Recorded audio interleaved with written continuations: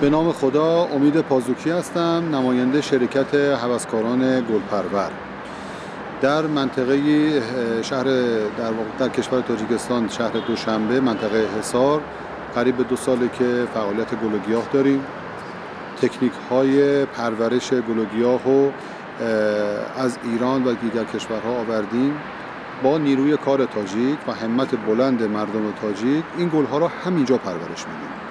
تکنیک ها وارد شده، ولی چیزی که هست با معیارهای روز اروپا و کل جهان داره اینجا مطابقت میکنه. همینطور که میبینید نسبت به سالیان گذشته رقم گل ها، نمود گل ها و همینطور کیفیتشون 100% بهتر شده و همین خیلی نوید بخش آینده‌ای بسیار نغز برای مردم تاجیکستان برای ساحه گلپروری خواهد بود.